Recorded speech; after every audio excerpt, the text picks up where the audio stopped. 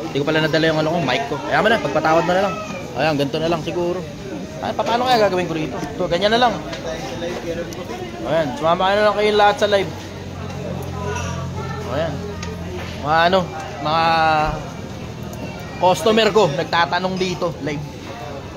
Okay, sige. O, banatan natin yung mga tanong nyo. Sir, ito. May question ako. Dapat pala, dinala ko yung mic. Ano kayang option para makuha yung... Brother, punta ka sa bahay, kunin mo yung mic. Tapos, paano to? Si Masaya, palabasin mo rito. Siya muna yung magkahera, ikaw kunin mo yung mic sa kwarto. Yung ano yun, black yun na gano'n, na box, na DJI nakasulat. DJI na silver. Sa mesa rin, boss. Nandun sa lamesa ko. Kunin mo. Hello, good evening sa inyo. Okay. Yan, okay. Mamaya exposure. Lalabas din yan, mamaya. Negosyo din yan. Sir, ito kasi, madalas kasi narinig ko, o kaya sinasabi ng iba na, okay, sabi mo na. Okay. Sabi mo na rin yung negosyo mo. Hindi na, sabi mo na rin yung negosyo mo, Brad. ano po? Exposure na rin yan. DJ's Ice Cream tsaka Rembrandt's Tattoo. Okay. Kasi sinasabi ng iba, sir, akala nila porkit may pamuhunan, parang magiging successful na agad. Kunyari, sinasabi nga na iba na, sige, bigyan mo ko ng pera ganito, kaya pera mo ko ng ganyan. Tataya ko yan. Ang akala nila kasi parang biglang magiging successful na. Sapat na ba yung may puhunan ka lang para maging successful? Diretso hindi. Pag mas marami kang perang inilagay sa negosyo, lason yan. And I'm sure the big players will disagree with me on this. Pero yung mga big players kasi batak na sa negosyo yan, kaya kaya nila maglagay ng masyadong maraming pera. Pag nagsisimula ka pa lang sa negosyo, wala kang malay sa ginagawa mo sa negosyo, tangina lason yung pagkakaroon ng sobrang daming pera. Hindi ka kikilos. Ang gagawin mo, iaasa mo sa ibang tao yung negosyo mo. Kukuha ka ng mga empleyado na wala ring malay sa ginagawa nila, pare-parehas lang kayo, isang kumpul kayo mga bobo. Tapos lahat kayo tatama rin. Bakit? Ang daming pera eh. Tapos may darating na punto no, na kapag wala ka nang ginagastos na mga sa mismong negosyo mo, ang magiging bagsakan na niyan, yung mismong pera na pamuhunan, mauubos sa pambayad ng empleyado. Ang worst niya, masilaw ka. So, halimbawa, tulad nun, nag-ice creaman ka, tapos 200,000 lang yung kailangan mo, tapos kumuha ka investor, 1 million nilagay sa'yo. Takin, akala mo ngayon, sobrang dami mong pera. Pakiramdam mo, sa'yo yung pera ng investor. Takin, ang daming nasirang negosyo sa ganyan. Ang daming nasirang tao sa ganyan, pagkuha ng investor. Putang, hindi talaga ako, putang na, diretso, ayoko talaga ng investor. Okay straight, na. ayoko ng investor. Personal, ayoko. Personal preference ko yun, ayoko ng investor. Bakit? May pera naman ako eh. Kaya kong isugal yung pera ko na ako lang ang nasampal mag-isa ng merkado. Pero para kukuha pa ako ng mga investor, tapos pag nalugi, I have to answer to those people. Isipin mo na lang yung konsepto na nanakawan ako ng 150,000. Isipin mo kung pera ng investor yun. Ngayon, kailangan ko pa magpaliwanag para kumbinsihin sila at manatili yung tiwala nila. Nakatiwa-tiwala ako kahit tanga ako. Ganun ang labas nun. Kailangan ko patuloy gumawa ng paraan para ipaliwanag sa kanila kung paano nawala yung pera. Ngayon, hindi ako stressed, hindi ako pressured. Bakit? Okay lang naman yung batas eh. Yung batas na bahalang bumira dyan. Diba? Ganun kasimple yung konsepto. Pero para kukuha pa ako ng investor, putang ina, Brad, lason yan. Lalo na kung di mo alam ginagawa mo sa negosyo. Ayos lang yan, maging magtotropa kayo, maging magpa-partners kayo, kumuha ka ng investor, kapag ka naglalaro ka na lang. Yan, pwede pa yan. Naglalaro ka. Pag naglalaro ka, sige, isang grupo tayo, lahat tayo maglalaro ha. Tagsi 50 mil bawat isa sa atin ha. Nakaligom tayo ngayon, 500,000. Okay, sige, simulan natin yung negosyo ngayon. 10 tayo, tagsi 50 mil, 500,000, simulan natin yung negosyo. Pag nalugi, wala na maglalabas na extra ha. Yan lang talaga pondo. Pag pumaldo, pwede tayong gumawa kanya-kanyang branches natin, atin na yun. Hindi natin kailangan magsama-sama pa doon sa iba pang mga branches. Para di magulo, sir. Para di magulo. O ngayon, yung mismong mother branch lang ngayon, doon lang kayo ngayon magsama-sama. Doon lang kayo magkagulo kung paano gagawin nyo sa mother branch. Pero pagka busy na kayo sa kanyang negosyo ninyo, iisa brand ninyo, baka pwedeng paghiwa-hiwalay nyo na rin yung brand nyo, palitan nyo na ng pangalan paglipas ng panahon eh. Bakit? Natuto na kayo pare-parehas eh. Alam nyo na paano manuuwi nyo negosyo, alam nyo supplier, alam nyo consumer, alam niyo lahat ng bagay, pati pag-handle ng mga empleyado. Ganon yung konsepto. O nyo? Yun. Pagkabisado mo na yung sistema. Oo. Pero magsisimula ka, malaki agad ang puhunan. Putang ina. Wala kang malay sa pagnegosyo, OFW ka, pag uwi mo ng Pilipinas, magsisimula ka, malaki agad puhunan. Putang ina, good luck kung may mangyari dyan sa'yo. Maliban na lang siguro, passive income yan, na parang katulad ng pagbili ng stocks, o parang passive income yan, na parang katulad ng pagbili ng property, tapos pauupahan mo, tapos mag-aantay ka lang ilang taon, bebenta mo pagkatapos, yan, okay pa yan, medyo safe pa yun. Pero brick and mortar na negosyo, na katulad na to halimbawa, tapos isang grupo kayo, hindi nyo alam kung ano ginagawa ninyo, kumuha pa kayo ng investor, putang ina. Hindi talaga ako fan ng investor. I'm sure so many people would disagree with me. Pero ang inaalis ko sa isipan ko, yung sobrang tinding stress that I have to answer to those people who owns those money. Kasi hindi automatic na pag nagsimula ka ng negosyo, kumuha ka ng investor, sa'yo yung pera ng investor. Hindi ganun. Yung iba nalilito sa ganun. Tingnan mo ngayon, asan si Neri? Amo? Asan si Yexel? See? Asan si Ziang Gaza? Ano nangyari? Sobrang gagaling yung mga yan. Katiwa-tiwala rin yung mga yan. Ano nangyari? Nakita mo? Diba? Mag-abang ka. Maraming nagme-message sa akin. Mag-abang ka pa. Yung isa rin sa mga, yung sa nagbebenta rito ng vape. Sana? Yung magandang babae. Nakalimutan ko ng pangalan nun eh. Pero ang daming kumuha sa kanya. Ano nangyari? Tama? Hindi automatic na pag maraming pera yung negosyo mo, paldo kagad. Hindi automatic yun. Tsaka hindi kailangan malaki, sir. Pwede mag-start na maliit. Oo, nakita nyo naman paano ako nagsimula sa Tondo eh, diba? Tondo, sabi. Isipin mo, sa Tondo, nagsimula ako ng piso lang ang dala ko. Tapos nagbenta. Paglipas ng ilang panahon, nakaipon ako galing sa pamamasura. Yun ngayon yung pinaikot namin. Tapos naglalako na kami kasi iniikot namin yung Tondo. Sabi nila, puro fans man may kaba. Putang ina mo, ibig sabihin lahat na lang na makakasalubong namin na bumili sa amin, fans ko. Taka na, baka wala kang malay. Yung mga nanay at tatay na namamalengke ron, yung iba ron, puta, ang cellphone nun, 3210, 3310 eh.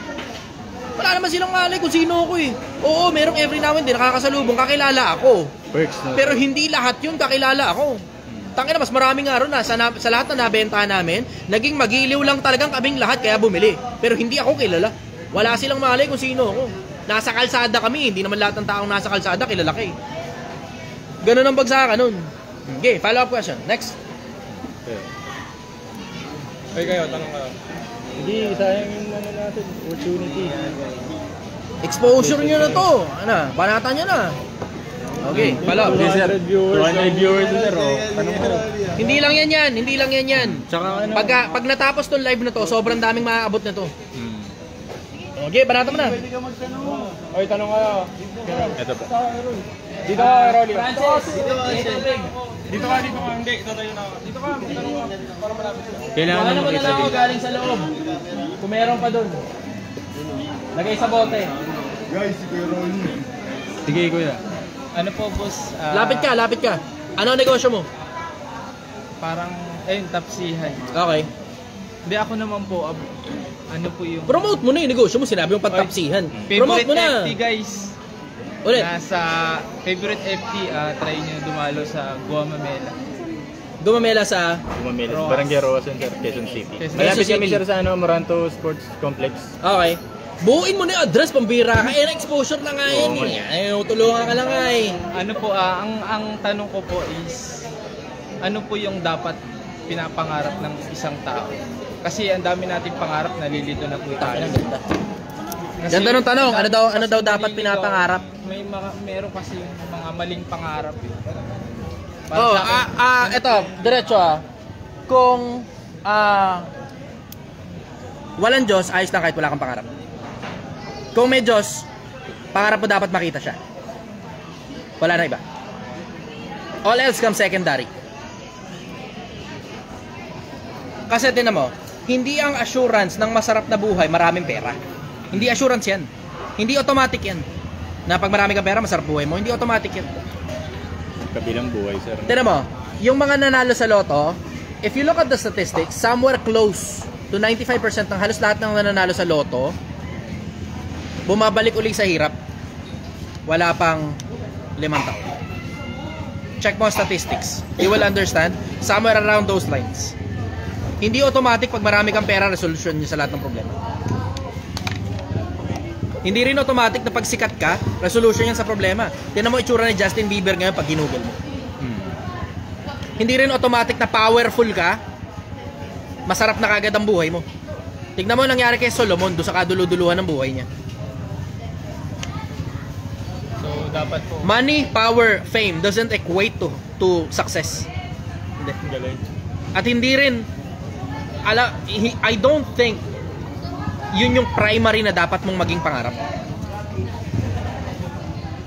Supposed to be improvement ng sarili mo. Kasi pag hindi mo ini-improve ang sarili mo, if you are not growing, you are dying. Sabi sa Facebook. Kasi lahat ng sinabi sa Facebook, totoo. Hindi ganun kakomplikado eh, diba? Hindi mo alam kung may gumawa sa atin o wala. Kung meron mang gumawa sa atin, yun dapat go full speed ahead. Kung wala, ayos lang kahit ano. Pero I will say, secondary growth. Maraming pangarap ang mga tao eh. Pero sa nakikita ko, nothing matters. Actually, nothing matters. Kasi tinan mo, nasa na yung mga pinakamayayamang taong minsang panahong nabuhay sa Egyptian Empire, sa Roman Empire, sa Persian Empire. Mga imperyo yung mga yan. Hindi lang basta mga mansyon ang pagmamay-ari ng mga tao na yan. Ang pagmamay-ari nila, mga tao, maraming tao ang pagmamay-ari nila. At pag maraming tao ang pagmamay-ari mo, gaano kayaman ngayon yung tao na yun na nagmay-ari ng maraming tao? Eh lahat ng perang kitain ng mga tao na yun sa kanya eh. Bibigyan niya lang ng konting kapirot yung mga tao, okay na sila ron eh. Isipin mo ngayon. So ngayon, ano ngayon yung bagay na nagmamatter dito sa mundo? You tell me. Pera? Kapangyarihan? Kasikatan? Talaga ba? O baka sabik na sabik ka lang dyan kasi di mo pa natitikman. Kaya naliligo yung maraming tao. Take it from me, brother. Take it from me. I have tasted all of it. And everything is sweet. Everything is fine. Everything is well. Habang bata ka pa. Habang malakas ka pa. And then something happens. Boom, ang nanay mo namatay. Boom, biglang may naramdaman ka, kailangan ka pa hospital. Importante pa lahat ng bagay na yon? Baka oo, baka hindi. Pero alam mong hindi yun yung gusto mong nasa tabi mo sa oras na may problema ka. Ang nanay mo namatay, gusto mo yung bundle ng cash mo nasa tabi mo? Ang nanay mo namatay, gusto mo mga fans mo nasa tabi mo? Diba? In this life, there is not too many things that really matters. Konti lang yung mga bagay na talagang sobrang importante. Sobrang konti lang. Sobrang konti lang, nalilito lang talaga yung sobrang daming tao na akala nila sobrang daming pera ang kailangan mo para ma-resolve yung problema mo. Oo, it will make you happy. It will make you smile for some time. Hanggang makasanayan mo. Kasi pag nakasanayan mo na yung sobrang daming pera, wala na rin sa'yo masyadong importansya eh. Regular na sa'yo yung... Bawa, sino sa inyo may kotse? Yan, kotse ka? Okay, go. Dun sa kotse mo, nung nabili mo yung kotse mo, tontuwa ka, tama? Oo, sir. Ngayon ba, tontuwa ka pa? Normal na lang. Oo. Masaya ka lang na may Masaya. kotse ka. Pero tontuwa ka pa ba katulad nung tuwa mo nung unang beses mo nahawakan yung kotse mo? Yun totoo. Sino sa inyo may jowa? Ang ina nyo. Lahat ata. Ayan. Nung una, tuwan-tuwa ka, tama? Ngayon, mga gago, tuwan-tuwa pa ba kayo? Kinakina nyo. Gago, nagtatawanan na kayo ngayon. Masaya. Oo. Yung iba nagsisisi Tama. na, no? May mga iba nga sa inyo, gusto nilang palitan yung jowa niya eh. May mga iba, sobrang convenient na lang talaga niya sa jowa niya. Kasi relax na relax siya doon, kumakantot na lang siya ng iba. Ganun. Tangin.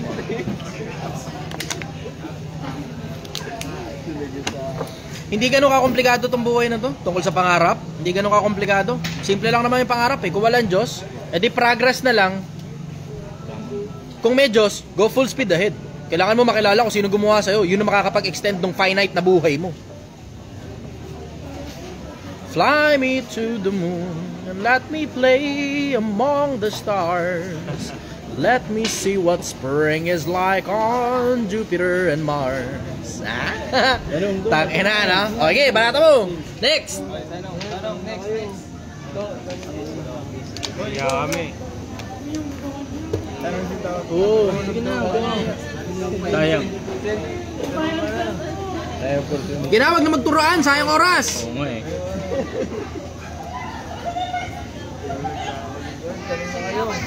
Okay, likan dito. Usog mo doon. Pasa. Go. Lapit mo. As a businessman, how will you know na successful ka at failing ka? Maganda tanong. As a businessman, not as a human being. Okay, doon tayo, negosyo tayo. Short term muna tayo, hindi muna long term. Short term muna, paano malalaman pag successful ka sa negosyo? Hindi naman ganun ka-komplikado eh. Ito yung plano mo, ito gumana. Ano komplikado ron? Ano ba ibig sabihin ng success? Getting yourself from point A to point B. Tama? Ano plano mo? Ano nangyayari? Nakarating ka ba sa plano mo? Ayun. Yun na mismo. Paano? Komplikado ron. Pag nangyayari na yung pinlano mo sa ano. Oo. Pag hindi yun yung plano mo, then something is wrong. Pag more than pa doon sa pinlano mo, then you're doing well. Tama? Meron ka dapat projection. Alam mo kung nasaan ka, that's your point A. Alam mo rin kung saan ka papunta, that's your point B. Hindi ganun ka-komplikado yun. So malalaman mo successful ka kapag nakakarating ka dun sa sinet mong goal, dun sa sinet mong standard, dun sa sinet mong kung saan man yung point B mo. So yun ang magdedetermine nun. Gaano ka kagaling mag-reach nung kung saan ka man nandun, nag-project ka kung saan ka dapat nandun, at nakarating ka sa kung saan ka dapat. Yan yun. Hindi komplikado, di ba? When you look into that perspective, hindi ganun ka-komplikado ang konsepto ng success. Tangin na, nalilito yung iba eh. Kailangan ikaw, may Maserati ka, kailangan may Porsche, may Ferrari. Putang ina ng mga tao yan. Napapailing na lang ako sa lipunan eh. Kaya tingnan mo, ang dali-daling bumagsak na negosyo. Bakit? Tangin na, kahit bulok yung serbisyo, binibenta nila. Para magka-Ferrari. Putang inang yan. Dapat alamin mo kung ano gusto ng mga bumibili. Ibigay mo sa kanila yung gusto nila. Yun ang magbibigay sa'yo ng pera nila. Hello? Pag hindi nila gusto yung mga bagay na binibili nila, galing sa'yo, di na babalik sa'yo yan. Hello? Diba? Ang daming negosyong ganyan. Ngayon mismo, mag-abang kayo, may mga negosyong babagsak na multi-millionaire. Multi-millionaire daw sila. Mag-abang kayo. Kung hindi ngayon taon, susunod na taon, abang lang kayo. Abang lang kayo, ang dami niyan. Ang dami niyan. Kasi gano'n naman yung nangyari in the past eh. Merong mga tao, kumikita, pumapaldo, naging greedy. Binawasan yung quality, dinagdagan yung profit margin. Ano ngayon na nangyari? Ang mga consumer, hindi na gusto yung serbisyo nila. Dati okay ito eh. Ngayon, tama eh. Nakita niyo naman yung nangyari saan, diba? In the past, nung may pagkakataon dito na pumait yung sinigang, may mga nagrereklamo na gano'n, tapos kumonti yung laman. O ano ginawa ko? Adjust. Di baling malugi, adjust. Di baling malugi, adjust. Di baling malugi, adjust. Pag nagugustuhan na kayo ng consumer at maayos ang profit margin mo, wala ka na kayong problema. Tuloy-tuloy na kayo bumabalik-balik sa iyo yung mga customer mo. Tawag returning customer. Pag wala ka returning customer, wala ka returning clients, puta puro new business acquisition ka, magagasgas mo merkado, ano ka? Tapos pag nagasgas mo na ang merkado, ano ngayon mangyayari? Magrereklamo kayo, saturated ang market. Tangina, di ba? Saturated ang market. Ano ibig sabihin ng success? Simple, getting yourself from point A to point B. Meron pa bang iba pang definition nun? As long as may objective ka for your business and na-meet mo yung objective, consider that successful. Depende sa objective. Kailangan yung objective mo holistic. Kasi pag ang objective mo, kumita lang ng pera, nakarating ka nga doon, pero hindi sustainable yan. Hindi ka pa rin makakonsider sa sarili mo successful doon. Kailangan sustainability. Meron ka short term, meron ka long term. Hindi lang sustainability, matuto ka rin ng diversification. Kasi kahit gaano ka sustainable ang negosyo, sa ngayon, there will come a time, mababang karote ka. Dapat natuto ka nag-diversify nung mga panahon pumapaldo ka pa. Tama? Matuto ka na mag-diversify habang pumapaldo ka pa. Ang dami mong pera ngayon, galing saan? Galing sa restaurant. Pag yung restaurant mo, nagsawa na ang mga tao kasi puro mga taga-ron lang din yung bumibili sa'yo, tangina dapat meron ka ng ibang negosyong gagawin. Otherwise, puta, yan ang pinakamabilis na paraan. Para yung kinita mo sa negosyo mo, kainin ulit ng negosyo mo pabalik. Nakita ko ng maraming ulit yan sa iba-ibang mga tao. Pinipilit i-survive yung negosyong palugi. Putang ina, nagdamay pa, kumuha na investor. Putang ina.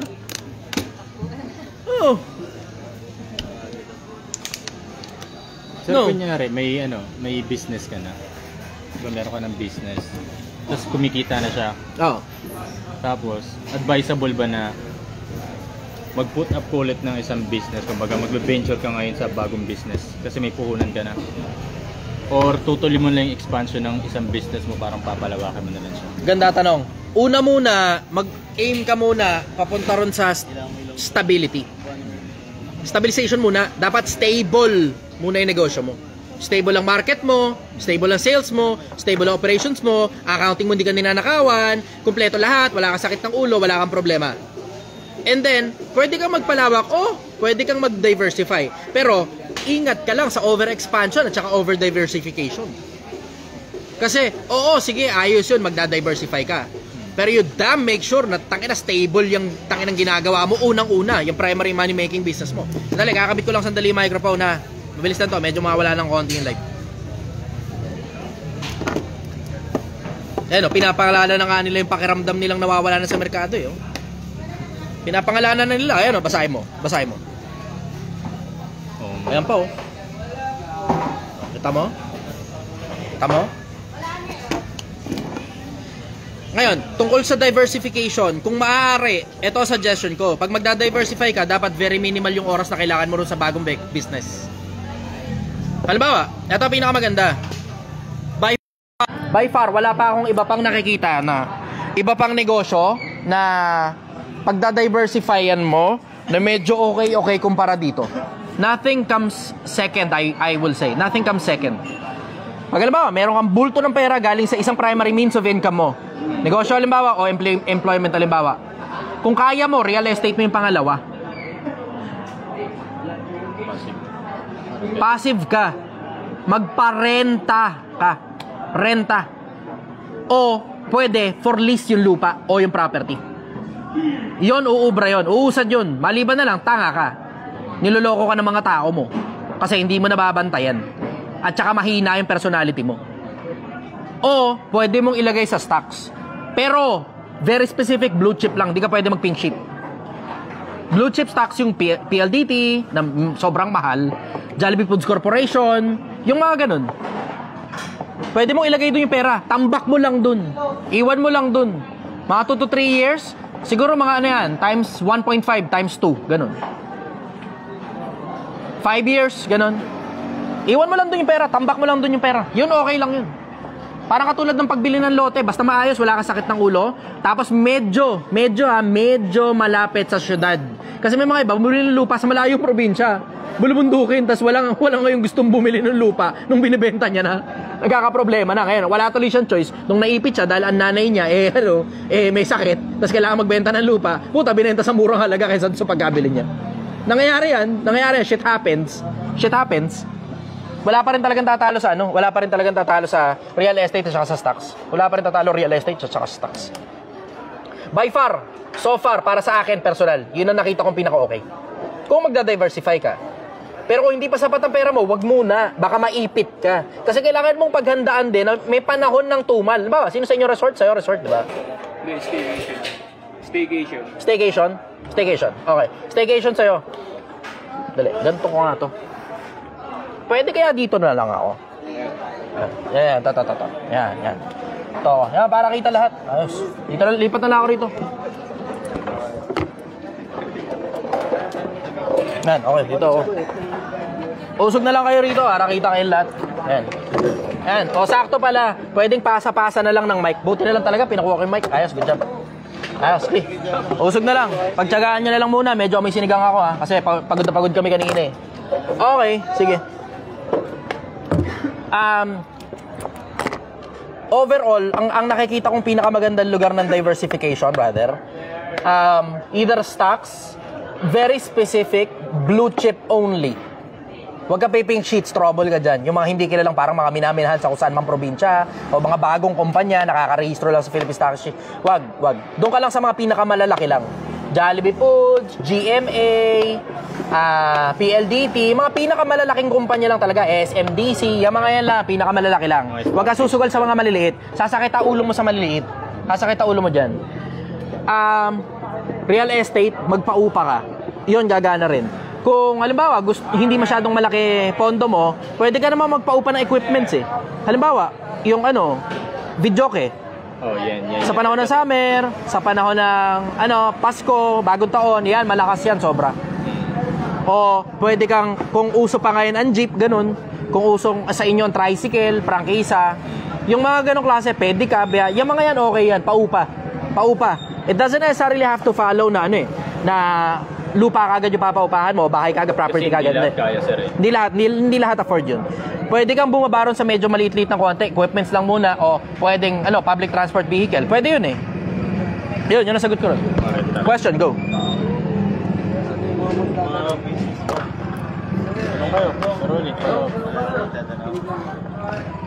Sige na, sulitin nyo na to. Minsan-minsan lang to. Wag na magkahiyaan. Minsan-minsan lang to. Wag na kayo magkahiyaan. Tayo lang dito. May mental block sa question eh. Uso ko nga ito. Ito yung iba. Yan. Okay. Okay. Questions, go. Kaya nyo, sir, sa mga ano. Ako to. Brother, pahingin tubig.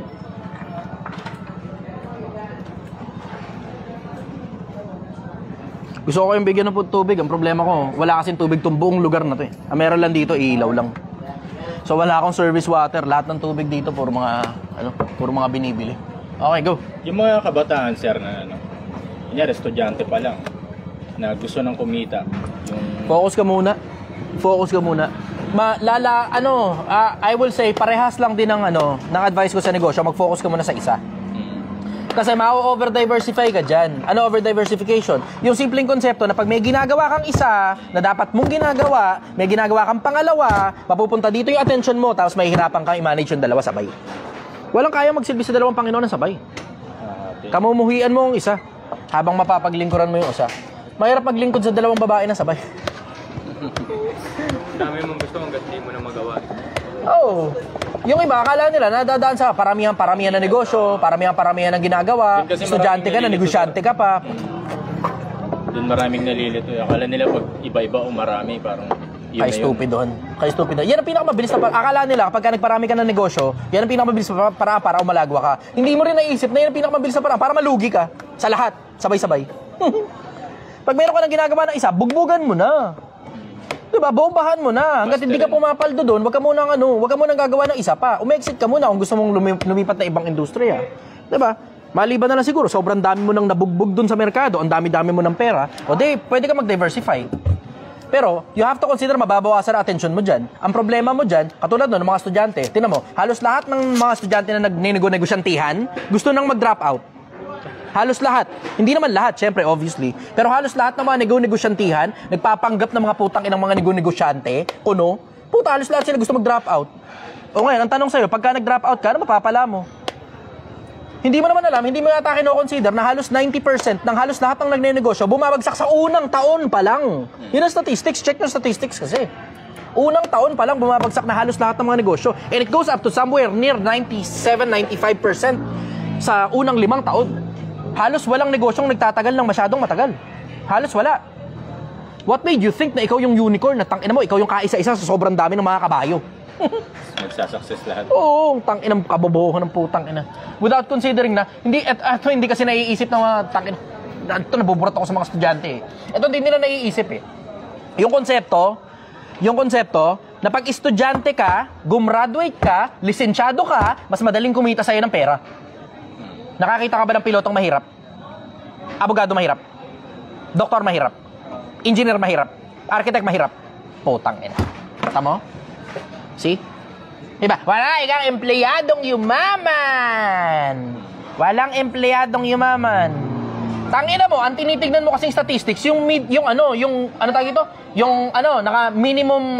wage earner. Sa mga minimum wage earner, ang hirap talagang yumaman. Pero sa mga doktor, abogado, engineer, putang ina mo, ang bilis ng pasok ng pera dyan.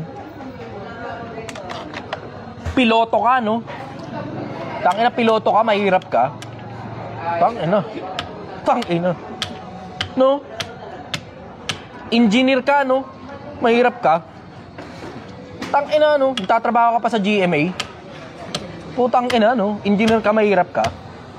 Samantalang ang pinagkukuha ng mga empleyado ng mga yan, yung mga malalaking kumpanya, as much as possible, kung maaari, nag-aagaw-agaw sila sa mga cum laude. No? Palagay mo ba cum laude ka, papasahurin ka ng barya? Maliban na lang, tanga ka, di ka marunong mamili ng kumpanya. Pero pag cum laude ka, automatic dumarating ka agad ang mga sulat sa lugar ninyo. Pinag-aagawan ka na agad. Sino sa inyo cum laude? Wala, no? Sino sa inyo nakatapos? Konti lang, no? Puta mo? Pare-pares tayo. Putang ina nyo. Okay. Yeah, follow up. Go.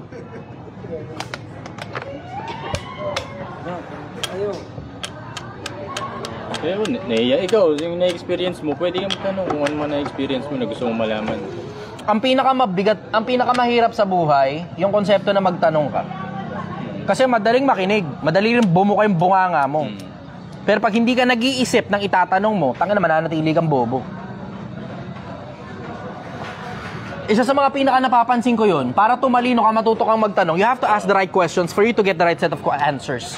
Kasi pag hindi ka nagtatanong, puta, kung ano lang ngayon ang ihapay sa'yo ng kung ano man. Eto, tamang pagbibisnes! Hindi ka nagtatanong. Ikaw ba, anong business mo? Hindi ka nagtanong eh. Diba? Ito ang tamang paraan. 3 signs na tama ang negosyo mo. 3 signs tama ang negosyo mo. Yung nagsasalita, negosyante ba? Ang ina 3 signs na tama ang negosyo mo. Siya nga wala negosyo eh. Ano negosyo niya? Social media. Tang-inang yan. Paano mabuhay ng tama bilang tao? Tang-inang. Ganyan po eh. Putang-inang yan. Okay. Go, questions.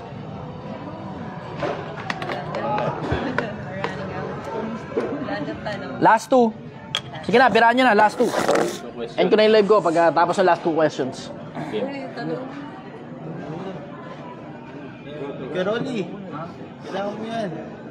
Hindi, ako po, Okay, banata mo na, oh. ako po yung business ko namin po ngayon.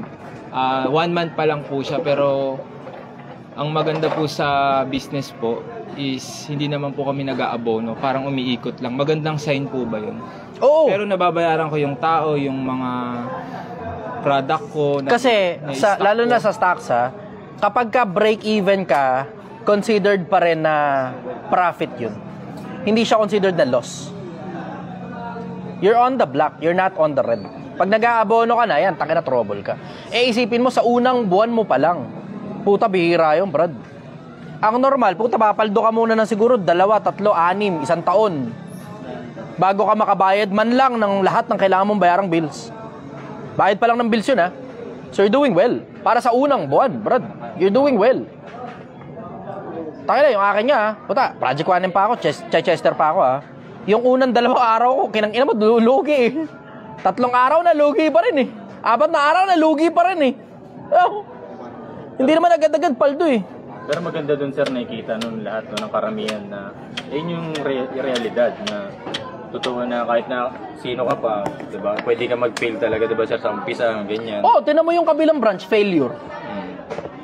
Normal naman sa negosyo yun eh. Yung mga iba, tatanga-tanga, pagtatawanan ka ng mga bobo. Yung mga bobong walang malay sa negosyo, tatawa talaga sa'yo yan pag nalugi ka sa negosyo. Without considering na normal ang lugi sa negosyo. Normal ang lugi. Ang pinaka-overall niyan, dapat lagi kang kumikita. Yun ang bottom line nun. And when I say laging kumikita, oh, may mga lugi, may mga panalo, may mga lugi, may mga panalo, may mga lugi, may mga panalo. Pero pag sinuma mo yung total nun, dapat panalo. Yung total, yung susumahin mo, hindi yung takin ng 1 pirasong negosyo, lugi, 1 pirasong branch, lugi. Sa dami ng branches mo, 1 piraso lang yung lugi. Doon nakatutok yung mga tanga. Tanginang yan. Ilan ang branch? 2. So ako, may 50-50. Eto, paldo kami ngayon. Nasa 30 halos yung kinita namin ngayong araw eh. Oh, tamo? Hindi, ano yung gross yun, hindi yun net. Huwag kang mawaw. Gross yun, hindi yun net. Ngayon, bawi ngayon yun sa lahat ng mga ibang mga araw na lugi ko. Hindi naman araw-araw ganun eh. May mga araw, 5,000 nga lang yung nabenta. 5,000 lang. Eh, isipin mo, ilan ang tao ko? Ang dami. Ilaw. Wala kaming tubig dito eh. Pero yung tubig doon sa bahay, yung renta ron sa bahay, nilipat na namin yung ano eh, yung production eh. So, nagbabayad na ako ngayon ng renta. Diba? Napapawaw ka lang dyan, pag yung overall, nakita mo na. Tala mo, katulad nung nangyari, diba? Nakabuti pa ngayon. Nakabuti pa. Yung ano, na nakawan ako, 150, nakabuti pa. Bakit? Naging marketing strat eh. Naging marketing strat ang nangyari. Nabuisit yung mga tao doon sa putang inang nagnakaw ng pera. Tapos sa sobrang buisit nila, pumunta sila rito para mag-stress eating. Tag-inang yun. Punta rito, araw stress eating yung mga tao. Nakakatawa yun. Sir, ano ano nyo, na ma-advise nyo, kumbaga yung tip pag magne-negosyo? Yung gagawin mong margin ba? Yung magiging profit mo, kunyari, nagbenta ka kung magkano yung tutubuin mo. Kailangan ba 50% or alam Hindi sa ganun, hindi sa ganun. Paano po ba? Tignan mo ang merkado. Tignan mo yung merkado in general. Kasi kung sa ganun mo titignan, wala kang kamalay-malay, hindi mo tinitignan mga kompetensya mo, mas mahal ka na pala sa kanila, tapos bago ka lang. Eto na mo, katulad nung halimbawa, nag-open ka ng kapihan, di ba? 110 pesos, yun ang normal na presyuhan sa kapihan, kapag ka mga ordinaryong kapihan, di ba? Yung sa'yo, 130 ka. Tapos bago ka lang. Tapos nagta-testing ka pa lang, 130 ka. Di ba? Yung iba nga, puta, isipin mo yung konsepto, Temo, kahit nga alam mo na kung magkano profit margin mo dapat matuto ka pa rin mag-adjust, nakadepende sa kompetensya mo Kasi isipin mo yung halimbawa, bumira ka halimbawa, dati paldo ka sa 110 pesos. May nagbukas katabi mo din. Ayan, ganda mo lang. Tapos 80 sa kanila, putang ina mo, paano ka ngayon? Price Bibili war. pa sa'yo? Tapos nung binaba mo, ginawa mo 75, ginawa nila 60. Putang ina mo. Ano ba to? Tangina, alin lang sa dalawa, barilin mo yung kapatid, yung katabi mo, barilin mo yung sarili mo. Di ba? Anong Nabubwisit, nakakabwisit yung ganun Yung ganung laro, siyempre may mga kompetensya, di ba? Para may price war. Dalawa, una, quality. Pangalawa, pakisama. Serbisyo sa Tawag nila ng serbisyo, tawagin ko na lang pakisama para mas masarap sa tenga. Kasi hindi magkaintindihan dyan sa putang ng service. Hindi magkaintindihan, ano ba talaga yung putang ng service na yan Pero pag yung pakisama, tignan mo, ang sarap sa tenga, ang dali. Ano ibig sabihin ng pakisama? Lahat ng may kinalaman sa pakikisama sa kapwa-tao. Pag ikaw yung paborito nila, kahit mas mura yung kabila, kahit mas masarap yung kabila, babalik-balik pa rin sila sa'yo. Kasi ikaw yung paborito nilang nakikita na naaalala nila ikaw dun sa kape na binibenta mo. O dun sa staycation mo. O dun sa ice cream mo. O dun sa tattoo mo. Tangin na, nagpatattoo sa'yo yung crush mo, no? Tapos every time nakikita niya yung tattoo niya, ikaw yung naalala niya. Tangin na.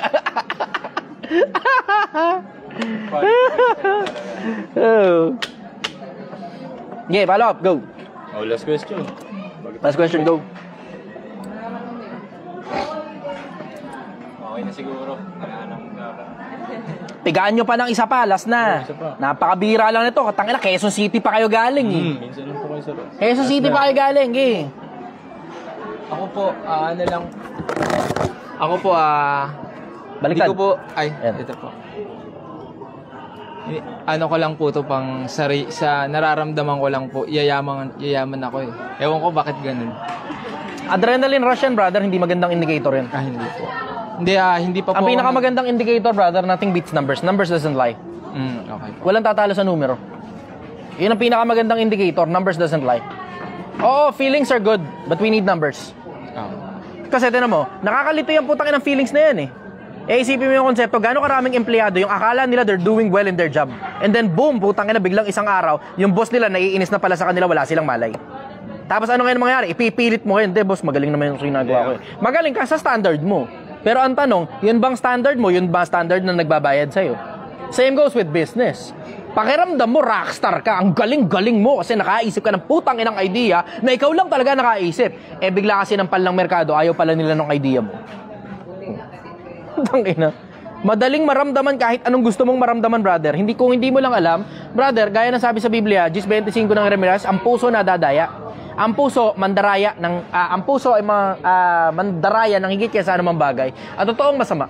Sino makakaalam? Akong Panginoon sumisiyasat ng puso. Ang puso nakakadugas. Wala ka lang malay. Yung nararamdaman mo, madugas pala. Wala kang malay. Akala mo, ito pinaka-common dyan sa putangin ng madugas na puso na yan Yung akala mo, nakakatulong ka. Lalo na sa mga kamag-anak mo at saka sa mga kadugo mo. Pero hindi mo mapaghiwalay yung nakakatulong ka at saka kinukonsinti mo na yung kagaguhan nila. Yung nagsusustento ka sa mga putang inang kapatid mong walang trabaho, nag-anak pa, sa'yo inaasa yung panggatas ng bata, yung magulang mo 40, 50 anyos pa lang naman, hingi ng pera sa'yo, akala mo nakakatulong ka? Wala kang kamalay-malay, cycle of dependency yan. Ginagawa mo silang mga tamad na mga tao na sa'yo na lang umaasa. Ingatan mo sarili mo tungkol dyan, brother. Numbers doesn't lie. If the numbers are saying that you're doing well, then you have to believe that you're doing well. If the numbers are saying you're not doing well, kahit ano pang maisip mong magaling ako, malupit ako, sige, mind over matter, nagkakaintindihan na tayo doon. Pero you have to put a certain level of practicality. Practical ka dapat mag-isip. Pag nalulugi ka, tanggapin mong nalulugi ka para makagawa ka ng paraan para makatakas ka sa pagkalugi. Tama. Pero nalulugi ka, taas ang tingin mo sa sarili mo, hindi, okay lang yan, nakikipag-gold ka kasama ng mga tropa mo. Magiging magaling na negosyante ako.